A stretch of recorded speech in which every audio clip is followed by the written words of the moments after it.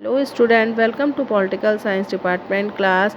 कैसी है मेरी यूट्यूब फैमिली? आई होप आप सभी लोग बहुत ही हेल्दी हैप्पी होंगे और आप अपने एग्ज़ाम की तैयारी में लगे हुए हैं, क्योंकि आपके फॉर्म भी आ चुके हैं और एग्ज़ाम भी आने वाला है। स्टूडेंट, हम इसी सीरीज़ को आपके नेट के 2022 की सीरीज़ को कंटिन्यू कर रहे हैं। कंटिन्यू आपको रेगुलर क्लास दे रहे हैं। आज का हमारा जो टॉपिक है उसमें वो है नारीवाद। आज हम नारीवाद पे विस्तार से चर्चा करने वाले हैं। जैसे कि आपको पता है कि आपका सिलेबस चेंज हुआ है और ये नया टॉपिक ऐड हुआ है, तो इसमें से भी आपके क्वेश्चन पूछे जा रहे हैं और ये टॉपिक भी आपका बहुत ही ज़्यादा इम्पॉर्टेंट है। चलिए शुरू करते हैं नारीवाद। तो जैसे कि आपको पता है, नारीवाद दो शब्दों से मिलकर बना है, नारी और वाद, जिसका मतलब है नारी का उत्कर्ष, विकास और सम्मान से जुड़ी विचारधारा। वास्तव में नारीवाद चिंतन नहीं, एक आंदोलन है जिसका फैलाव जो है वो सारी दुनिया में हुआ। हर आंदोलन के पीछे कुछ कारण होते हैं और उनसे उपजे असंतोष से ही आंदोलन प्रदर्शन शुरू होते हैं।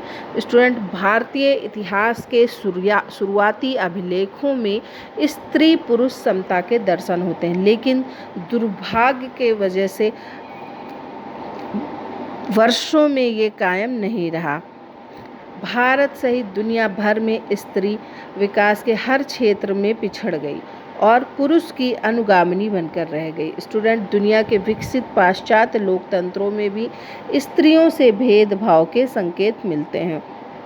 इसका प्रमाण मिल, ग्रीन, ब्रंथम सहित और सारे विचारकों के विचारों में मिलता है। स्टूडेंट, भारत सहित दुनिया में स्त्री के प्रति नज़रिया बदला है और पश्चिम के देशों में बदलाव पहले दिखाई पड़े। वहाँ पर शिक्षा और रोजगार में वो पहले सक्रिय हुई, भारत में इसका प्रभाव पड़ा।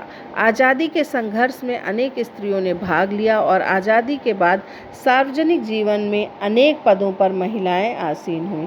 इसमें विजयलक्ष्मी पंडित, सरोजिनी नायडू, अमृत कौर प्रमुख थीं। भारत में स्वतंत्रता से पहले राजा राम मोहन राय, दयानंद सरस्वती, एनी बेसेंट के प्रयासों से सती प्रथा, बाल विवाह पर रोक लगी। इनके प्रयासों से सती प्रथा अधिनियम, भारतीय महिला समिति, अखिल भारतीय स्त्री शिक्षा संस्था, कस्तूरबा गांधी ट्रस्ट, इन सभी की स्थापना महिलाओं की दशा सुधारने के लिए हुई। आज स्त्री चेतना ने भारत में महिलाओं को जीवन के हर क्षेत्र में अग्रसर किया है। यही कारण है कि आज इंदिरा गांधी, किरण बेदी, करण मल्लेश्वरी, कल्पना चावला, सुनीता विलियम्स, पीटी ऊषा जैसे उदाहरण दिखाई पड़ रहे हैं। स्टूडेंट, भारत जैसे देश में अध्ययन में ये सामने आया है कि जिस प्रांत में स्त्री का विकास हुआ है वहाँ पर संपूर्ण समाज का विकास हुआ है। इसका आदर्श उदाहरण केरल, तमिलनाडु, कर्नाटक में मिलता है। जहाँ भी एक बार स्त्री विकास यात्रा में पिछड़ी, वह निरंतर पिछड़ती जा रही है। विकास की विश्व योजनाओं का लाभ उस तक नहीं पहुँच पा रहा है। यूनिसेफ के आंकड़े कहते हैं कि भारत में प्रतिवर्ष 78,000 स्त्रियों की मौत प्रसव के दौरान हो जाती है। दक्षिण के राज्यों में ये बेहद कम है। स्टूडेंट, केरल में 500 महिलाओं में सिर्फ एक मौत प्रसव के दौरान होती है। वहीं शैक्षणिक रूप से पिछड़े उत्तर प्रदेश में प्रत्येक 42 स्त्री पर एक मौत प्रसव के दौरान हो जाती है। ये शिक्षा स्वावलंबन का परिणाम है। साथ ही साथ महिला विकास और उत्थान के लिए महिलाओं को ही आगे आना होगा। उन्हें समूह बनाकर, संगठन बनाकर अपने अधिकारों को न केवल लेना होगा, बल्कि समाज में नारी चेतना, नारी मुक्ति का सबल विचार देना होगा। उन्हें आगे आकर कमज़ोर महिलाओं को न केवल मनोबल देना होगा, बल्कि उन्हें शिक्षा और स्वावलंबन भी देना होगा। स्टूडेंट, भूमंडलीकरण के दौर में सेवा, पर्यटन, चिकित्सा क्षेत्र में महिलाओं की मांग बढ़ी है। नेस्कॉम के एक सर्वे के अनुसार वीपीओ और आईटी क्षेत्र में महिला श्रम शक्ति 60% बढ़ी है। आज वो एक दूसरे से प्रेरणा लेते हुए आगे बढ़ रही हैं। किसी भी सभ्य समाज में स्वतंत्रता और अधिकार के नज़रिए से महिला और पुरुष में कोई भेद नहीं किया जाता है। उन्हें समान अधिकार मिलना चाहिए, जो एक सुसंस्कृत, सुसभ्य समाज की कसौटी है।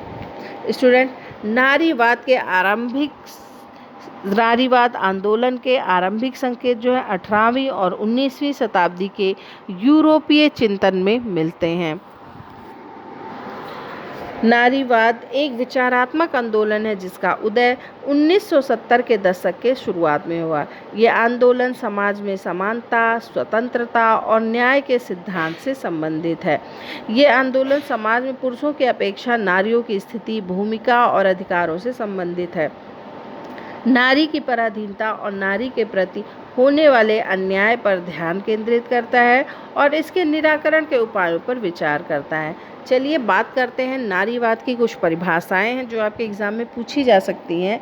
तो सबसे पहले हम बताएंगे, मैरी एवॉस ने कहा कि स्त्रीवाद स्त्रियों की वर्तमान और भूतकाल की स्थिति का आलोचनात्मक मूल्यांकन है। ये स्त्रियों से संबंधित उन मूल्यों के लिए चुनौती है जो स्त्रियों को दूसरों द्वारा पेश की जाती है। चार्लोट बंच ने कहा कि स्त्रीवाद से अभिप्राय उन विभिन्न सिद्धांतों और आंदोलनों से है जो पुरुष की तरफदारी का विरोध और पुरुष के प्रति स्त्री की अधीनता और आलोचना करते हैं तथा जो लिंग पर आधारित अन्याय को समाप्त करने के लिए वचनबद्ध हैं।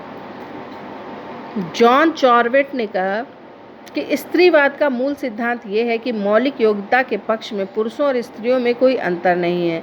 इस पक्ष में कोई भी पुरुष प्राणी अथवा स्त्री प्राणी नहीं है, बल्कि वो मानवीय प्राणी है। मनुष्य का अस्तित्व और महत्व लिंग के पक्ष से स्वतंत्र है। चलिए अब बात करते हैं नारीवाद के विकास की थोड़ी सी। स्टूडेंट अगर ऐतिहासिक नज़रिए से इसको देखें तो यूनानी दार्शनिक अरस्तु ने स्त्रियों को पुरुषों से हीन मानते हुए उन्हें नागरिकता के अधिकार से वंचित किया था और दासों की श्रेणी में स्थान दिया था।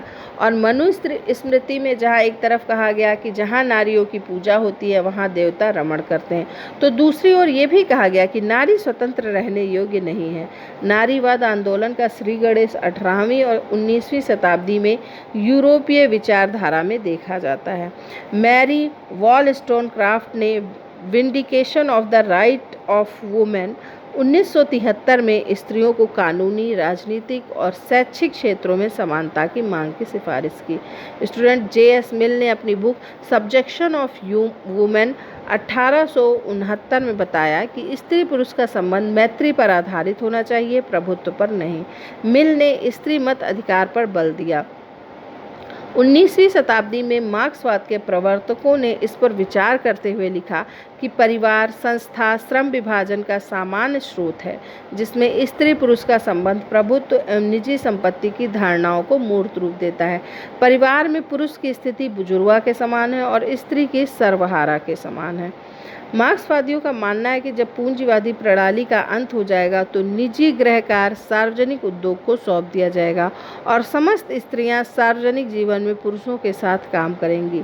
लेकिन 1970 तक पश्चिमी जगत में स्त्रियों की पराधीनता का अंत करने के लिए कोई ठोस काम नहीं हुआ, इसलिए नारीवाद आंदोलन शुरू हुआ।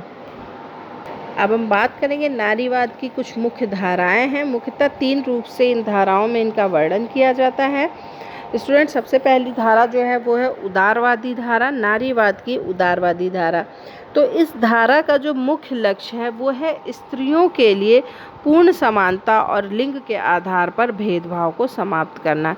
इसके कार्यक्रम है समान कार्य के लिए स्त्रियों और पुरुषों को समान वेतन, गर्भपात कानूनों में सुधार। और इस विचारधारा के जो मुख्य समर्थक थे वो कौन थे? John Locke, J.S. मिल, बैरन डी होलमॉच, मैरी वॉलस्टोनक्राफ्ट, मार्गरेट फ्लूरर और बैटी फ्राइडन। और उदारवादी नारीवादी की मुख्य धाराओं में कुछ चीज़ें शामिल हैं, जैसे उदारवादी नारीवाद स्त्री को लैंगिक प्राणी न मानकर एक मानव प्राणी मानते हैं। उनका कहना है कि समाज में स्त्री की कोई भी भूमिका उनके लिंग के आधार पर निश्चित नहीं की जानी चाहिए और उसकी भूमिका उसके एक मानव प्राणी होने के रूप में ही की जानी चाहिए। स्त्रियों पुरुषों के समान योग्य विवेकपूर्ण होती हैं और वो हर ऐसे क्षेत्र में काम कर सकती हैं जिन्हें पुरुष का क्षेत्र समझा जाता है। स्त्रियों को पुरुषों के समान ही सामाजिक, आर्थिक और राजनीतिक अधिकार मिलने चाहिए। उन्हें अपनी इच्छा अनुसार अपना व्यवसाय करने, नौकरी करने की स्वतंत्रता मिलनी चाहिए, जिससे वो आर्थिक दृष्टि से आत्मनिर्भर हो सकें। उदारवादी नारीवादियों के अनुसार स्त्रियों को विवाह करने या ना करने की भी स्वतंत्रता होनी चाहिए। उन्हें अपनी इच्छा के अनुसार अपना जीवन साथी चुनने की स्वतंत्रता होनी चाहिए। साथ ही साथ स्त्रियों को पैतृक संपत्ति में पुरुषों के समान अधिकार होना चाहिए। ये आपके एग्जाम में पूछा जा सकता है कि कौन सा नारीवाद की धारा है जो ये मानती है कि स्त्रियों को पैतृक संपत्ति में पुरुषों के अधिकार समान प्राप्त हो। तो आप बता सकते हैं उदारवादी धारा। नारीवाद की उदारवादी धारा जो है स्त्रियों को पैतृक संपत्ति में पुरुषों के समान अधिकार देना चाहती है। ठीक है, तो ये नारीवाद की मुख्य धारा हो गई। अब दूसरी धारा है आपकी समाजवादी धारा। Student, Thomson, Karl Marx, August Bebel, William Thompson, Juliet Mitchell और डीबी एवाइट, इन विद्वानों के जरिए स्त्रीवाद को समाजवादी रूप का समर्थन किया गया है। ये मुख्य विद्वान मुख्य रूप से उन संस्थाओं को नष्ट करने के पक्ष में हैं जो स्त्रियों की अधीनता के लिए उत्तरदायी हैं, और इसी सोच में ये सारी चीज़ें शामिल की गई हैं। समाजवादी स्त्रीवाद के अनुसार समाज में स्त्रियों की अधीन स्थिति के लिए मुख्य रूप से पूंजीवादी व्यवस्था जिम्मेदार है। इस व्यवस्था में निजी संपत्ति, स्त्री की पुरुष पर आर्थिक निर्भरता, पुरुषों के समान कार्य करने के लिए स्त्रियों को समान वेतन ना मिलना, ये सभी बातें शामिल हैं। साथ ही साथ समाजवादी स्त्रीवाद की विचारधारा के अनुसार परिवार नामक संस्था भी स्त्रियों के शोषण के लिए उत्तरदायी है। परिवार में बच्चों का पालन पोषण भी इस प्रकार किया जाता है कि पुरुषवादी मानसिकता का विकास होता है। समाजवादी स्त्रीवादी एक पति एक पत्नी के विवाह का विरोध करते हैं। उनका कहना है कि इससे पत्नी जीवन भर के लिए पति के अधीन हो जाती है और उस पर पुरुष की श्रेष्ठता कायम रहती है। तो ये हो गई हमारी समाजवादी स्त्रीवादी विचारधारा। अब तीसरा जो हमारा नारीवाद का मुख्य धारा है, आमूल परिवर्तनवादी धारा, इस पे विस्तार से चर्चा करते हैं। स्टूडेंट, आपके क्वेश्चन ये भी पूछे जा सकते हैं कि उदारवादी धारा के मुख्य समर्थक कौन थे, आपके समाजवादी धारा के मुख्य समर्थक कौन थे, तो इसको भी आप नोट कर लीजिएगा क्योंकि ऐसे क्वेश्चन भी आपके पूछे जाते हैं। चलिए बात करते हैं आमूल परिवर्तनवादी धारा की।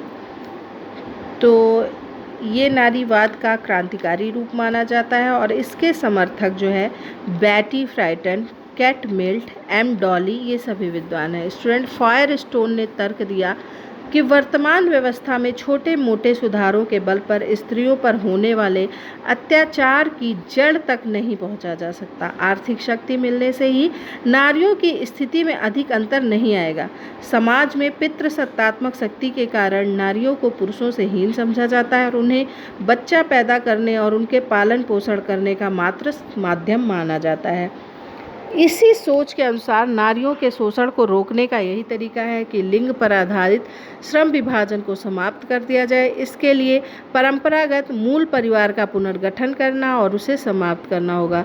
कुछ नारीवादियों ने स्त्रियों की ऐसी स्वायत्त बस्तियां बसाने का सुझाव दिया है जिसमें पुरुषों के लिए कोई स्थान नहीं होगा। मानव जाति के अस्तित्व को बचाने के लिए यहाँ पुरुषों के केवल पुरुषत्व का प्रयोग हुआ, उसे प्रधान भूमिका निभाने का अवसर नहीं मिलेगा।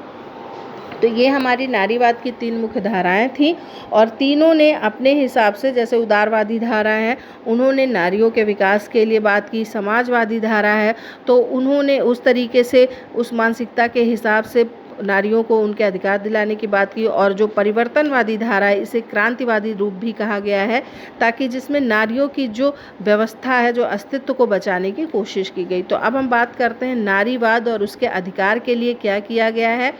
तो सबसे पहले स्टूडेंट, इस ईश्वर की जो कृति है उसके रूप में स्त्री और पुरुष दोनों को मानव की श्रेणी में रखा जाता है। संयुक्त राज्य अमेरिका ने 4 जुलाई 1776 को स्वतंत्रता की घोषणा करते हुए कहा था कि हम इन सत्यों को स्वयं सिद्ध मानते हैं कि सभी मनुष्य जन्म से समान हैं। सभी मनुष्यों को ईश्वर ने कुछ ऐसे अधिकार प्रदान किए हैं जिन्हें छीना नहीं जा सकता और इन अधिकारों में जीवन, स्वतंत्रता और अपनी समृद्धि के लिए प्रयत्नशील रहने का अधिकार भी शामिल है। इसलिए संयुक्त राष्ट्र संघ चार्टर में इस संबंध में कुछ उपबंध भी किए गए।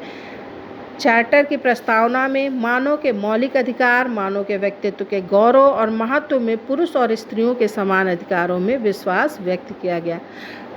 अनुच्छेद 1 में प्रावधान है कि मानव अधिकारों के प्रति सम्मान को बढ़ावा देना और जाति, लिंग, भाषा या धर्म के बिना किसी भेदभाव के मूलभूत अधिकारों को बढ़ावा देना और प्रोत्साहित करना है। स्टूडेंट, अनुच्छेद 13 में महासभा द्वारा जाति, लिंग, भाषा या धर्म के भेदभाव के बिना सभी के लिए मानव अधिकारों और मौलिक स्वतंत्रताओं की प्राप्ति में सहायता देने की व्यवस्था की गई है। अब बात करते हैं महिलाओं के लिए संयुक्त राष्ट्र विकास निधि ने क्या किया है। तो स्टूडेंट, ये एक स्वैच्छिक निधि है जो महिलाओं के अधिकारों को, उनके आर्थिक और राजनीतिक सबलीकरण और लैंगिक समानता को प्रोत्साहित करने वाले नए ढंग के कार्यक्रमों को समर्थन और तकनीक सहायता देती है। महिलाओं के लिए संयुक्त राष्ट्र विकास निधि 3 प्रमुख क्षेत्रों में काम करती है। पहला, शासन, नेतृत्व और निर्णय प्रक्रिया में महिलाओं की भागीदारी को बढ़ाना। दूसरा, विकास को अधिक समानतापूर्ण बनाने के लिए महिलाओं के मानव अधिकार को बढ़ावा देना। और तीसरा, उद्यमियों और उत्पादों के रूप में महिलाओं की आर्थिक क्षमता को मजबूत बनाना। ठीक है, अब बात करते हैं सिविल और राजनीतिक अधिकारों पर प्रासंविता और महिला अधिकार के विषय में विस्तार से। स्टूडेंट, सिविल और राजनीतिक अधिकार पर अंतर्राष्ट्रीय प्रासंविता को संयुक्त राष्ट्र संघ की महासभा ने दिसंबर 1966 में स्वीकृति दी और ये प्रासंविता 23 मार्च 1976 से लागू हुई। इस प्रासंविदा के कई अनुच्छेद महिला अधिकारों से संबंधित हैं। जैसे अनुच्छेद 2(1) के अनुसार सभी राज्य अपने क्षेत्र में इस प्रासंविदा में स्वीकृत अधिकारों को बिना प्रजाति, लिंग, भाषा, धर्म किसी भी आधार पर बिना भेदभाव अधिकारों के सम्मान करने का वचन देता है। अनुच्छेद 3 के अनुसार प्रासंविदा में दिए गए सभी सिविल और राजनीतिक अधिकारों का लाभ उठाने के लिए पुरुषों के समान स्त्रियों को समान अधिकार होंगे। अनुच्छेद 23(2) के अनुसार विवाह योग्य आयु के पुरुषों और स्त्रियों के विवाह करने और कुटुंब बनाने के अधिकार को मान्यता दी जाएगी। तो इस तरीके से सिविल और राजनीतिक अधिकारों के जरिए महिलाओं की स्वतंत्रता को, उनकी समानता को बनाने के लिए बहुत ही प्रयास किए गए। अब बात करते हैं अंतर्राष्ट्रीय महिला वर्ष और दशक की घोषणा का विस्तार से। स्टूडेंट, महिलाओं के विकास के संदर्भ में पूरे विश्व में महिला उत्थान और विकास के लिए चेतना जगाने के लिए संयुक्त राष्ट्र महासभा ने वर्ष 1975 को अंतर्राष्ट्रीय महिला वर्ष घोषित किया था। इसके 3 उद्देश्य स्पष्ट किए गए थे। पहला, पुरुष और महिलाओं को समानता का दर्जा देना। दूसरा, विश्व शांति स्थापना की दिशा में महिला सहयोग प्राप्त करना। और तीसरा, विकास कार्यों में स्त्रियों का योगदान। स्टूडेंट, अंतर्राष्ट्रीय महिला वर्ष को ट्रिब्यून के नाम से जाना जाता है। इसमें प्रथम विश्व कार्य योजना बनाई गई और महिला समानता के लिए महिला दशक 1975 से 1985 की घोषणा की गई। महिला वर्ष के कार्यक्रमों को नई दिशा और सहयोग के बिंदु पर बल देते हुए इनके कुछ कार्यक्रम बनाए गए, जैसे कि महिलाओं को द्वितीय श्रेणी का नागरिक ना समझकर एक समान नागरिक समझा जाना चाहिए। नारी के साथ जन्मजात, जातिगत, धर्म, राष्ट्रगत भेदभाव की समाप्ति के लिए सार्थक प्रयास। सामाजिक अन्याय समाप्त होना चाहिए। विश्व शांति में महिलाओं की अधिकाधिक साझेदारी सुनिश्चित होनी चाहिए। देश और समाज के निर्माण में महिलाओं की अधिकाधिक साझेदारी सुनिश्चित होनी चाहिए। महिलाओं को पुरुषों के समान दर्जा प्राप्त होना चाहिए। तो महिलाओं के विरुद्ध सभी प्रकार के भेदभाव की समाप्ति पर प्रासंविता भी आया। स्टूडेंट, संयुक्त राष्ट्र संघ की महासभा द्वारा 18 दिसंबर 1979 को स्वीकृति और 3 सितंबर 1981 से प्रभावी इस संविदा को महिला अधिकारों की दिशा में मील का पत्थर माना जाता है। अब तक 166 देश इस प्रासंविदा पर हस्ताक्षर कर चुके हैं और प्रासंविदा में प्रस्तावना की सहित कुल 30 अनुच्छेद हैं। ये प्रासंविदा अंतर्राष्ट्रीय रूप से स्वीकार्य सिद्धांत और सभी जगह महिलाओं पर समान अधिकार प्रदान करने के उपायों को सभी देशों द्वारा वैधानिक रूप से स्वीकृति प्राप्त और बाध्यता अभिलेख है। स्टूडेंट, महिला अधिकारों की जागृति के लिए कुछ विश्व महिला सम्मेलन भी हुए हैं जो आपके एग्ज़ाम में पूछे जा सकते हैं। ये बहुत ही इम्पॉर्टेंट है। महिला कल्याण की भावना को सबसे ऊपर मानते हुए संयुक्त राष्ट्र संघ की पहल से विश्व स्तर पर महिला अधिकारों की जागृति के लिए महिलाओं को न्याय दिलाने की दिशा में विश्व महिला सम्मेलनों की शुरुआत हुई। संयुक्त राष्ट्र के तत्वावधान में 1875 से 95 के वर्षों में विश्व स्तर पर विश्व महिला सम्मेलनों का आयोजन किया गया। बात महिलाओं के अधिकारों और जागृति की चल रही है तो हम भी बताना चाहते हैं कि हमारी जो ऑफलाइन क्लास है वो स्पेशली हम गर्ल्स के लिए ही चला रहे हैं, जो घर बैठ के अपनी क्लास कर सकती है और जिनके आसपास ऐसी सुविधा नहीं है, कोचिंग की सुविधा नहीं है, या वो जॉब कर रही हैं, हाउसवाइफ हैं, जिनके पास टाइम की प्रॉब्लम है, तो आप घर बैठ के हमारी ऑफलाइन क्लास कर सकती हैं और आप अपने नेट की पढ़ाई को कंटिन्यू करके अपने एग्ज़ाम को अच्छे से क्लियर कर सकती हैं। कॉन्टैक्ट डिटेल हमने डिस्क्रिप्शन बॉक्स में दे दी है, वहाँ से आप हमें कॉन्टैक्ट कर सकती हैं। चलिए कंटिन्यू करते हैं। तो संयुक्त राष्ट्र संघ के तत्वावधान में 1875 से 95 के वर्षों में विश्व स्तर पर विश्व महिला सम्मेलन का आयोजन किया गया। तो प्रथम विश्व महिला सम्मेलन 1975 मैक्सिको में हुआ। वर्ष 1975 को अंतर्राष्ट्रीय महिला वर्ष घोषित किया गया। फिर 1975 से 1985 दशक को अंतर्राष्ट्रीय महिला दशक और महिला कल्याण हेतु पंचवर्षीय योजना। स्टूडेंट, दूसरे विश्व महिला सम्मेलन जो 1980 में कोपेनहेगन में हुआ था और तीसरा विश्व महिला सम्मेलन 1995 में नैरोबी में हुआ था और चौथा विश्व महिला सम्मेलन 1995 में बीजिंग में हुआ था। स्टूडेंट, हमको विस्तार से इस पर भी चर्चा करनी चाहिए, लेकिन समय कम होने की वजह से जो महत्वपूर्ण तथ्य हैं वही हम आपके सामने रख रहे हैं। आप और विस्तार से पढ़ने के लिए आप हमारी ऑफलाइन क्लास भी ज्वाइन कर सकते हैं और साथ ही साथ आप हमारा फेसबुक ग्रुप भी ज्वाइन कर सकते हैं। हमने उसके भी डिटेल डिस्क्रिप्शन बॉक्स में दे दिए हैं। चलिए बात करते हैं महिला और विश्व सम्मेलन मानवाधिकार के विषय में, जो वियना में हुआ था। स्टूडेंट, संयुक्त राष्ट्र द्वारा प्रायोजित अब तक का सबसे बड़ा अंतर्राष्ट्रीय मानवाधिकार सम्मेलन, जिसमें 170 से अधिक देश, 850 गैर सरकारी संगठन और पर्यवेक्षकों ने भाग लिया था। 25 जून 1993 को ऑस्ट्रिया की राजधानी वियना में संपन्न हुआ। सम्मेलन में उन सभी मानवाधिकारों की पुनर्पुष्टि की गई जो 1948 के सार्वभौमिक घोषणा पत्र में शामिल हैं। स्टूडेंट, विश्व मानवाधिकार की परिधि में महिलाओं के मानव अधिकारों के व्यवस्थापन के क्षेत्र में संयुक्त राष्ट्र संघ द्वारा प्रायोजित चतुर्थ विश्व सम्मेलन महत्वपूर्ण पहल है। बीजिंग वर्ष 1995 में 4 सितंबर से 15 सितंबर तक महिलाओं पर हुए चतुर्थ विश्व सम्मेलन ने महिलाओं के मानव अधिकारों की नींव और आधारशिला रखने का काम किया। तो इस तरीके से हमने देखा कि नारीवाद एक आंदोलन के रूप में शुरू हुआ और धीरे धीरे विकास के रूप में ये आगे बढ़ता रहा।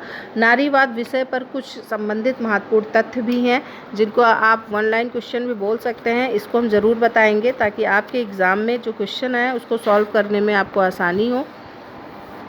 स्टूडेंट, नारीवाद आंदोलन के आरंभिक संकेत जो है 18वीं 19वीं शताब्दी के यूरोपीय चिंतनों में मिलते हैं। समाज में लिंग के आधार पर शक्ति का विस्तृत प्रयोग किया जाना नारीवाद या नारी अधिकारवाद है।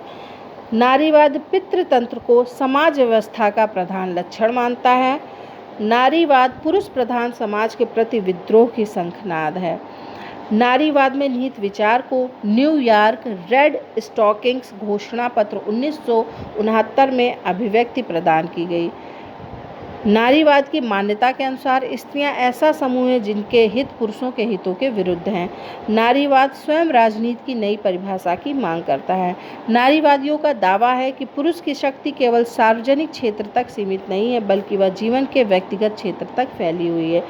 पितृतंत्रीय प्रभुत्व केवल स्त्रियों के सार्वजनिक जीवन को प्रभावित नहीं करती बल्कि ये परिवार और यौन संबंधों जैसे नितांत व्यक्तिगत क्षेत्रों में भी स्त्रियों पर पुरुषों के आधिपत्य का सूचक है।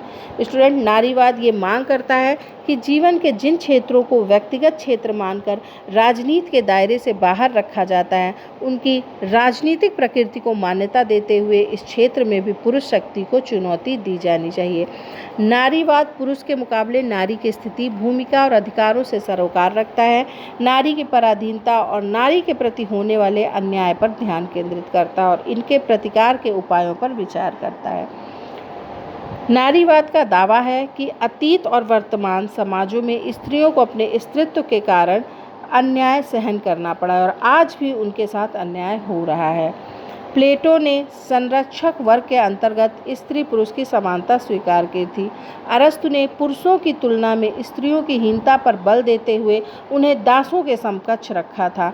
मनुस्मृति में कहा गया, यत्र नार्यस्तु पूज्यन्ते रमन्ते तत्र देवता, यानी कि जहाँ नारियों की पूजा होती है वहाँ देवता विराजमान होते हैं। तो दूसरी ओर ये घोषित किया गया कि ना नारी स्वातन्यमर्हति, अर्थात नारी स्वतंत्र रहने योग्य नहीं है। Student, vindication of the rights of women नाम की पुस्तक की रचना मैरी वॉलस्टनक्राफ्ट ने की और vindication of the rights of women को नारी अधिकारों की प्रामाणिकता भी कहा जाता है। Vindication of the rights of women 1973 में प्रकाशित हुई थी। मैरी द्वारा नारी अधिकारों की प्रामाणिकता में स्त्रियों को कानूनी, राजनीतिक और शैक्षिक क्षेत्रों में समानता प्रदान करने के लिए शानदार पैरवी की गई थी। मिल की एक रचना सब्जेक्शन ऑफ वुमेन यानी स्त्रियों की पराधीनता है और स्त्रियों की पराधीनता में मिल ने स्त्री पुरुष के मैत्री संबंधों पर आधारित जीवन की वकालत की थी। नारीवाद आंदोलन की 3 मुख्य धाराएं हैं, उदारवादी, आमूल परिवर्तनवादी और समाजवादी धारा। उदारवादी धारा का ध्येय है कि नारी अधिकारवाद के पुनरुत्थान के लिए नए संघर्ष की शुरुआत और साथ ही साथ आमूल परिवर्तनवादी धारा के अंतर्गत वर्तमान व्यवस्था में छिटपुट सुधारों के बल पर स्त्रियों पर होने वाले अत्याचार की जड़ तक पहुंचना। समाजवादी धारा स्त्रियों की पराधीनता के कारण बताती है, जीव वैज्ञानिक नियम, आर्थिक दृष्टि से पुरुष प्रधान समाज और पूंजीवादी व्यवस्था। स्टूडेंट, ये था आज का हमारा टॉपिक नारीवादी, जिस पे हमने विस्तार से चर्चा की और हर वो तथ्य शामिल करने की कोशिश की है जिसमें से आपके क्वेश्चन पूछे जा सकते हैं। आप और भी विस्तार से अध्ययन करने के लिए हमारी ऑफलाइन क्लास ज्वाइन कर सकते हैं। घर बैठ के आप अपनी तैयारी कर सकते हैं। हमारे चैनल को सब्सक्राइब करना मत भूलिएगा, इसे लाइक और शेयर भी ज़रूर करिएगा। Thank you.